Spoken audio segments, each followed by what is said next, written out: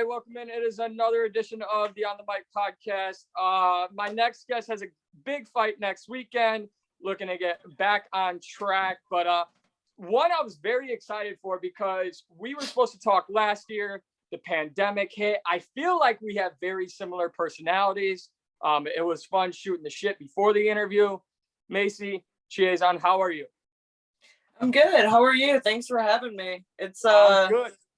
That's good, man. It's been a year since we were supposed to do something, but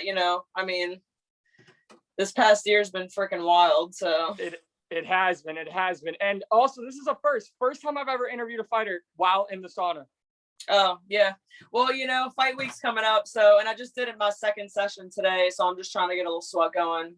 All right, well, being the fight nerd that I am, I got to ask you, what is currently is it just a regular sauna at a gym you go to, or do you have it set to a certain temperature? What's your sauna routine? So I try to get in a pretty decent some sort of sweat initiation when I'm getting closer to a fight. Usually around 3 to 4 weeks out, I'll try to get in the sauna maybe 3 or 4 times just to get your body used to being in the heat for a while. And the sauna is just really good for your body in general, to produce more mitochondria, ATP, and it's good for your muscles too. So yeah, I try to get in here as much as I can. But no, we have a sauna at Fortis where I train. Mm-hmm. So usually, but it's in the men's room. So I have to walk up to the door, bang on the door, peek in and be like, is anyone in here? There's a girl coming in. If so, you got to be appropriate. And so I'll try to sneak in here after practice or after a run and just get a little sweat going. Yeah, when I started working at a gym here in Chicago, it was the first gym I had that had a sauna. And I was I knew the benefits of it. But I didn't realize you probably shouldn't do an hour and a half of cardio, then walk straight into the sauna and try to last 30 minutes. Yeah. I came out totally depleted, dizzy. It was bad. I was okay. You gotta for someone like me who doesn't train. You gotta ease into that stuff. You have to prime your body for that. If you're not used to working out, I'm used to working out in a gym, hot box with a bunch of dudes. The mat's already really sweaty, right? So you have to really get your body used to that heat, so maybe do your session of cardio and then come in for 5 minutes. Yeah. Right. And then the next time do your session of cardio, come in for 10 minutes. So, and bring water when you come in here. You don't want to just come in here and completely go balls to the wall, no water. You have to keep yourself hydrated unless you're cutting weight then. Yeah, I don't know if that's what I was trying to do to myself or what I was thinking at that time, but I was and then our trainer was hey, why don't we do 5 minutes in, 5 minutes out, and then we'll just build you that way. So it worked. I eventually was able to get in there. I used to then I would start just going just because it's where I worked. So right. I would get to work for early, and I would just chill for 30 minutes in the sauna. And like you said, the benefits to it is amazing. But we mentioned just how crazy this year was. You had two fights fall out over the past year.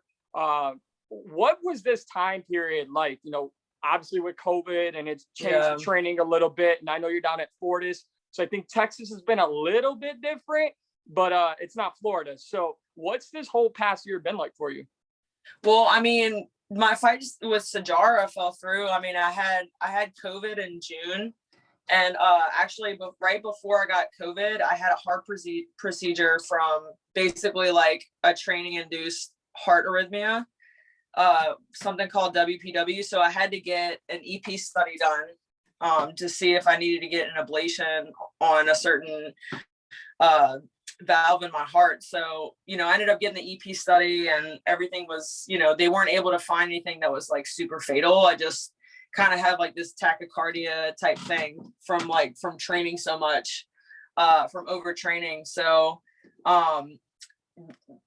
literally 2 weeks after I had that procedure done, I ended up getting COVID, and I'd already signed my bout with Sajara, and COVID was really bad for me. I got really sick one day, but it was really more of the aftermath.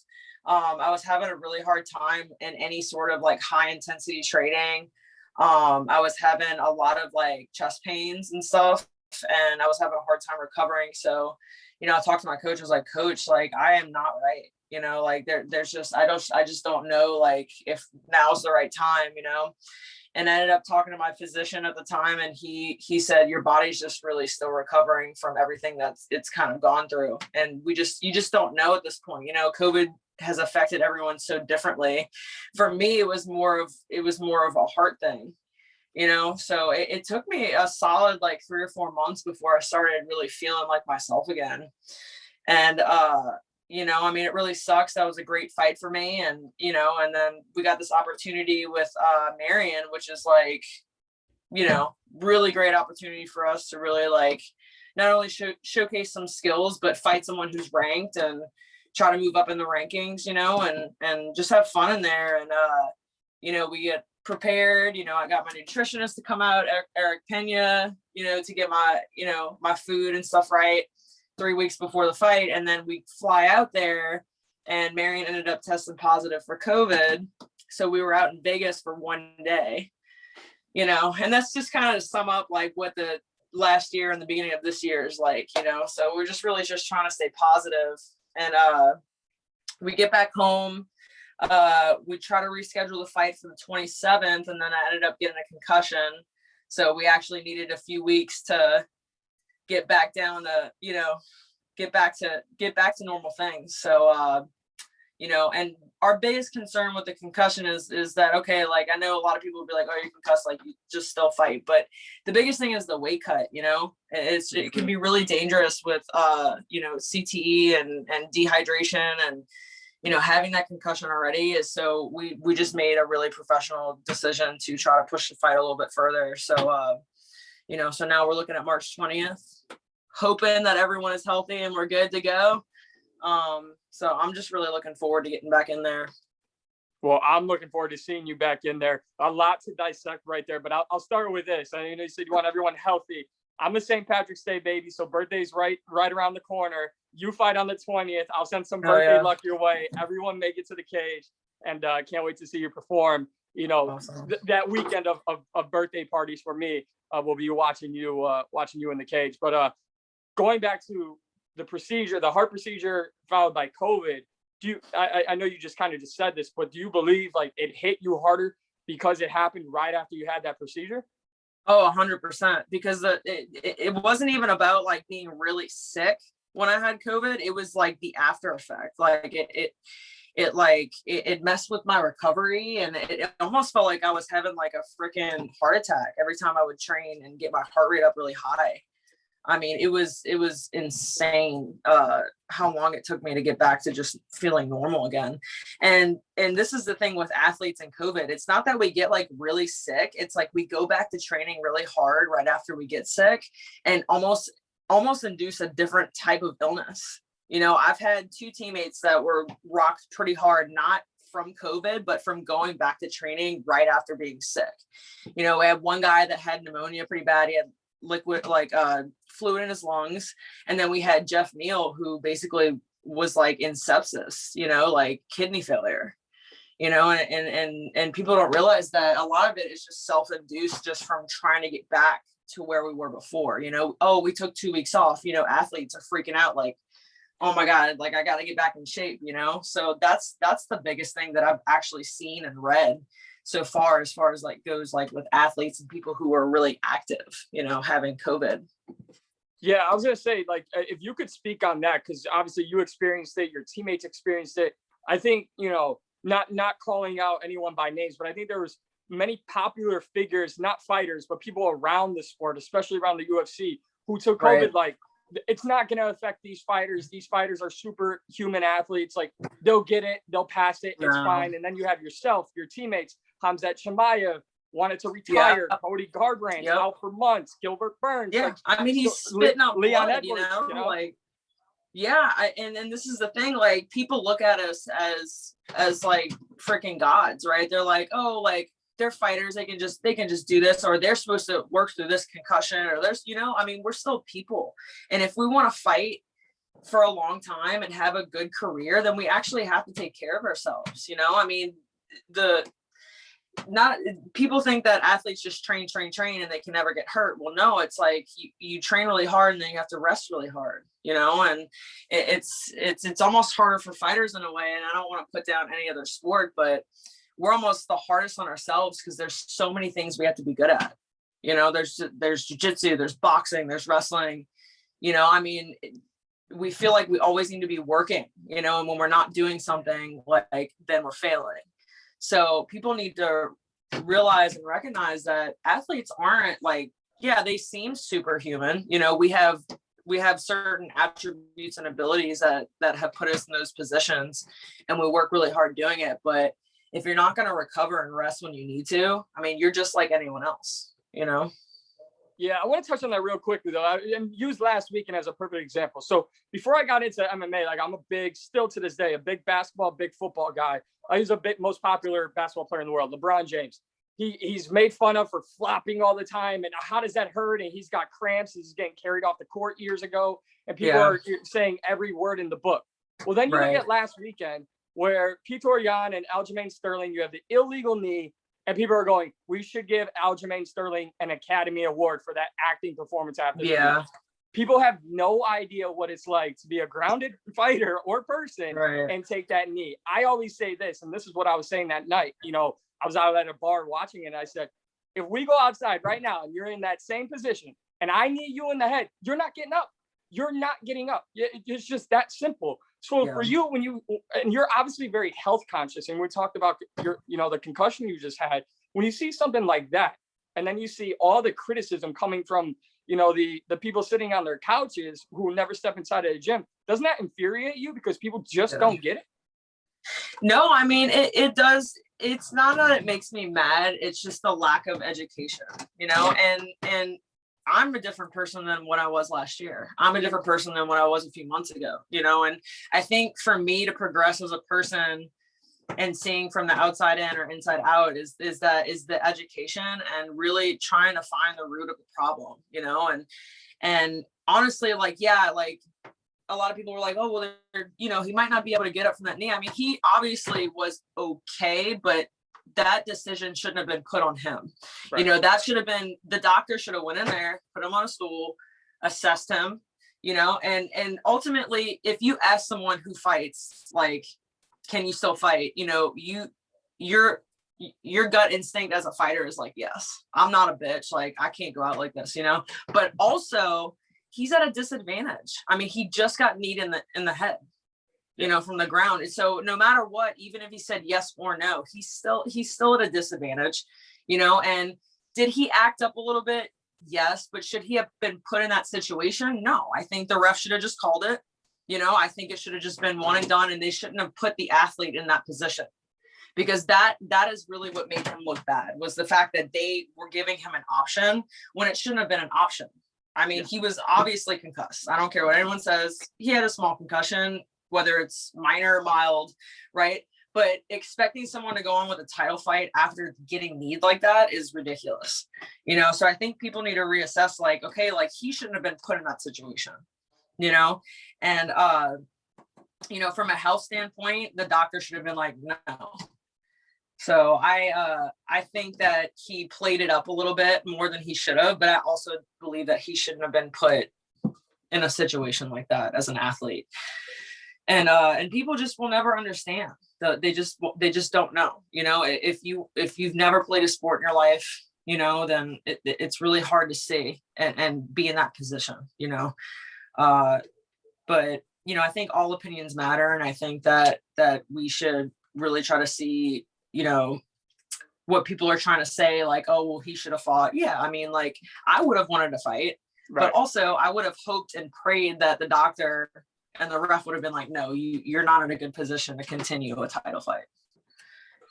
I think the moment that I can recall that was very similar to that is when Chris Weidman and Gegard Mousasi, and when Mousasi was still in the UFC a few years back, Mousasi landed an illegal knee. The ref or doctor, I forget which one, walked right up to Weidman, and the fight was in like April. And they were like, hey, what month is it? And he was like, February. He's like, oh shit, no, it's April. And they're like, nah, man, you said February, fight's over. And it's like, with Chris, like there was no like, hey, do you want to continue? Like, they didn't put it on him, they put it on, they made that decision. So I agree with you there. I don't want to keep it too long. I want to get into this fight very quickly, but I got to ask, you were doing a podcast. What happened to the podcast? Are you bringing it back? No, we kind of got a little lazy with it, but there's some stuff that we want to pick back up and get back on it. It's been a crazy last few months. Like been training my fucking ass off for this fight, and and not only just for this fight, but just in general, there's a lot of places and spaces in my game that I need to work on and get better at. And not only just in specific points like jiu-jitsu, wrestling, but just developing who I am as a fighter, and my game, my specific style, so I've just been really, really busy, and and just like I said, education and just trying to educate myself on recovering a little bit more, because I've been overtraining a lot.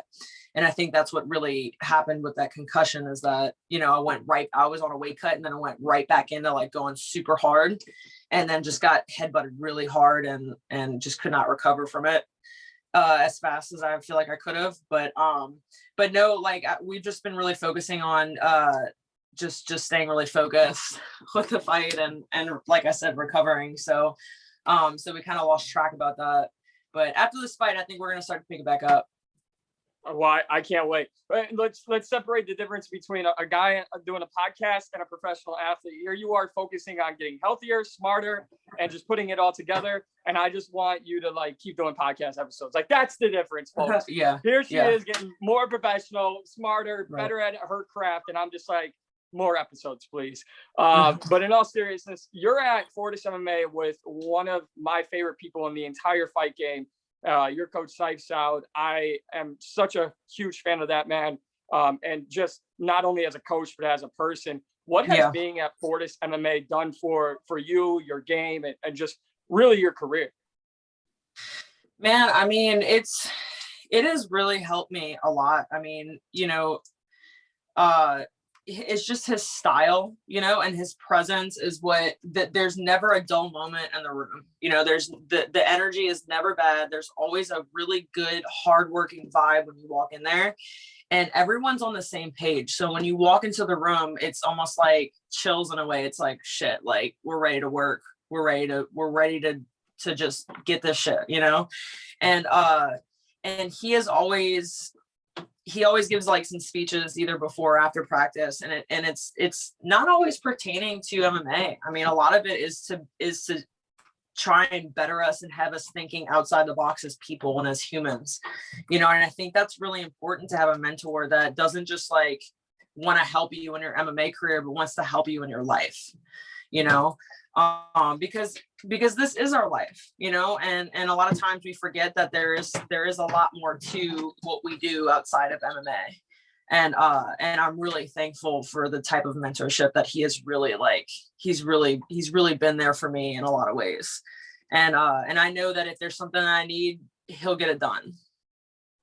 Just a few more here for you, Macy, and I really appreciate your time today. But I want you to kind of expand on that for the listeners. Like, I think a lot of people just see coaches, like you'll see those corner moments where the coach and fighter embrace, and it gets really personal at times. And, people, I don't think people dive into why that is so important and so necessary. But it starts, like you said, it starts before practice. It starts in the gym. It starts when you're walking out of the gym, having those side-by-side conversations.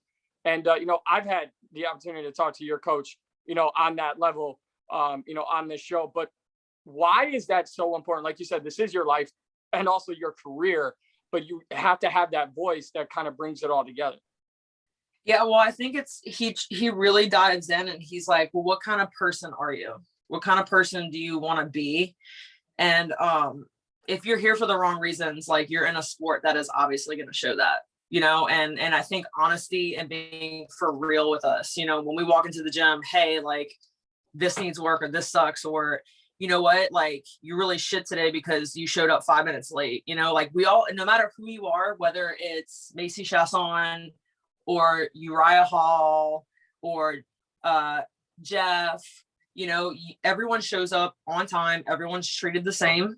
And I've always really liked that. There's you can tell if he really likes one person more than the other.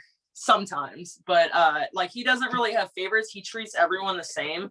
And I think that's really important in a setting like what we do in MMA. And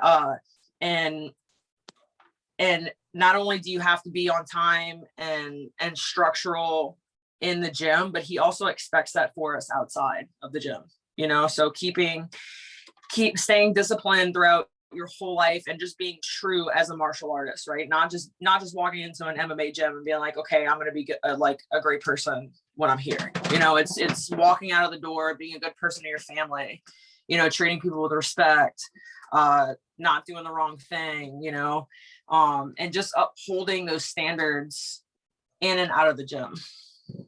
Absolutely. Well, all that's going to come together next weekend, March 20th. You'll face Marion Reneau. Like you mentioned earlier, big fight for you, a ranked opponent. You only got, what's crazy is I hear you talking about putting everything together. You've got one blemish on your record, and I know you can't wait to start that win streak back up. How excited are you for this fight, and what are you looking to go out there and do the most? I'm really excited for this fight. Like I said, I've been training really hard, not only just for this fight specifically, but I've just been training my ass off in general, just to kind of find like who I am as a fighter, you know, and what's my game, you know, am I going to do this or do this, you know, and just, I'm more of a creative person. So if I don't have like creativity in my training, then I really start to hate it, you know, and coach kind of sees that, and he knows that. So he's really, instead of being so like pinpoint with certain things, you know, he'll allow me to kind of flow through other stuff in my training that he usually wouldn't allow, you know, that would seem risky. But honestly, I've been boxing, wrestling, and doing a lot of jiu-jitsu. So because I want to, like, this is going to be a range fight for me, you know, and not just for this fight, but for literally any other fight that I have in the UFC. I'm 5'11", right? I'm one of the tallest people in the division. I need to know how to have that finesse, that flow, hitting hard, but also sticking and moving, you know, and not being there when someone throws back, and being scrambly, and, you know, so I finally feel like my game is starting to come together and develop, and I cannot wait to get in there and just start, and just being in there, you know, being in there excites the hell out of me. And Marion's game, you know, I mean, she's been in the UFC for a while, you know, this is a really good test for me. And for me, it's all about composure and just sticking to what I know and what I'm good at, and just being in that moment and not falling away from it, not being anxious about anything, and just really just doing my thing. So I've talked to plenty of fighters a week out. I feel like you're the most calm fighter I've ever talked to. Well, basically, I was supposed to fight 3 times now, so I think I've gotten the jitters out of the way, right? There's a couple more here for you, Macy. Really appreciate it today. So after the year you just had, we just talked about it at length. If all goes according to plan for you next weekend, like, what is the rest of 2021 looking like for you? I know, and it sounds, and this is a compliment, that you're very health conscious now. Everything you've gone through in this past year, you know, I don't think you want to rush anything. Right. But what does this year look like for you after this next weekend? I mean, I don't want to rush anything, but I also have had a lot of time to really recover and also develop in between, you know? So if we end up having a card in Texas, I would love to be on that card. You know, maybe in the next like 3 months, like after, you know, say I'm healthy and everything, because the fights aren't going to get any easier. Right. So like, if I win this fight, then we got to work with someone who's under her. Right. So, and those are all really tough fights. So yeah, I may need a little bit more time to kind of put more things together, but I do want to be active. You know, I'm starting to really feel like the pressure of like, oh, I'm so tired of not fighting, you know? So I'm ready to just get in there and get back to what I love the most, you know, the thing that gives me the biggest high, endorphin high, you know, in my life. So if I can get back in there, maybe 8 or 10 weeks after, you know, but we'll see. I've been in a long camp, so I might need just at least a little bit of a week or so to kind of relax and not think about fighting and hang out with my girlfriend and my dogs and stuff. So after that week, I think we'll try to reassess. But I mean, I really want to be active this year. I want to have at least like three fights. So Well, I know the fans would definitely love to see you in there 3 times this year. Last one here for you, Macy. So John Anik this week was asked about Amanda Nunes and, just the state of the women's featherweight division. Right. And he said something that kind of stood out and like nobody's talking about it. He said, like, right now the UFC is being carried, you can argue, a lot by the women's divisions. And I say that with, Wiley is the strawweight champion, Amanda holding 2 belts, and then Valentina at flyweight. That just kind of puts more emphasis on every single fighter in a women's division, obviously yourself included. So kind of being in this time where it's like, we know who the champions are and we're just waiting for the next contenders to come up and rise. How excited does that make you? You said, hey, if all goes according to plan, I can get 3 fights in, but that's 3 opportunities to climb the ladder and continue to make a statement.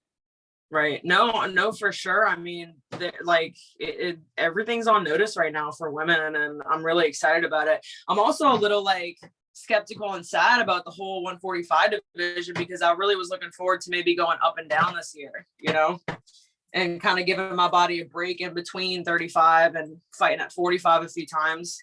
But I really actually wanted to fight Megan Anderson, but she, I don't know. I don't think that's possible anymore.